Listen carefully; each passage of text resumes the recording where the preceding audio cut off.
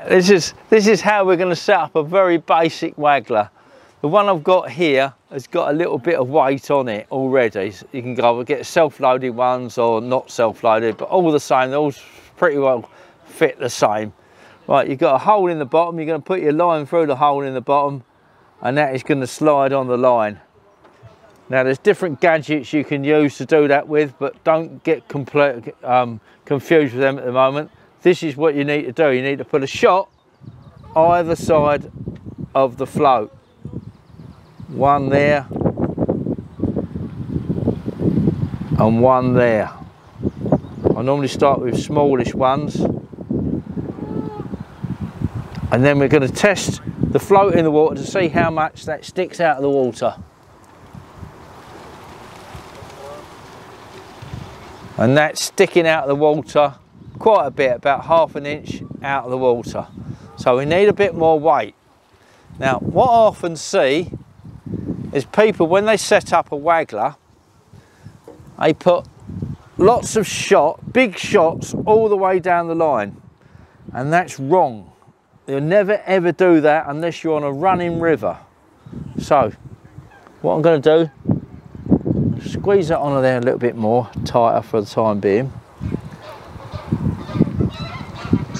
Okay. What I'm going to do is put another little bit more lead underneath the float, and there were 2 BBs. I'm going to put a number 1 on. I think that might be too much, but we'll have a look, see how it goes.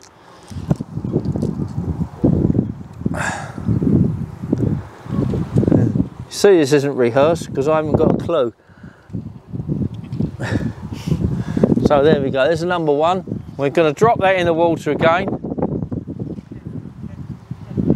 And that's getting a little bit better. So there's a little bit of the body of the float sticking out the water. So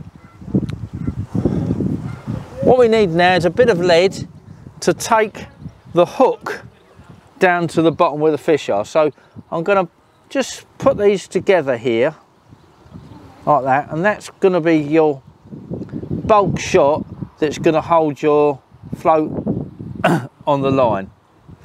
Okay, now the shots you want down the line are very small. This is a number 4, and that's probably one of the biggest shots you'd possibly want to go down your line. 6s or even 8s, smaller ones, might be the way forward. But I'm going to put that shot just about there for time being, and hopefully you'll see what it does. Now we're going to cast the float in the water again. Watch the float, it settles onto the body, and now that number 4 is going to settle down, hopefully, as it's sinking down. Can you see the bristle of the float now just coming out the water a little bit? I think we just about got that. So now we've just got the red bit of the float sticking out of the water.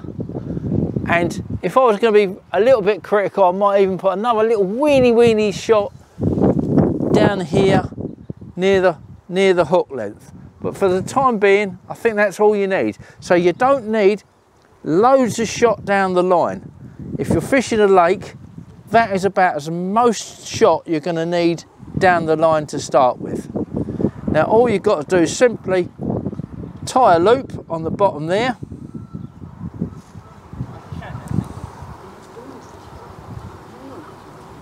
Bosh.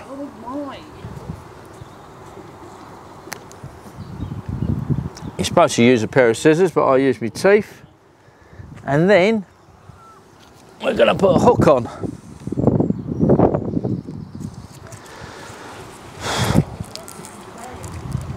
These are ready-made hooks. I'm not necessarily promoting Drenham, but they do a nice ready-tied hook. Take it out the packet,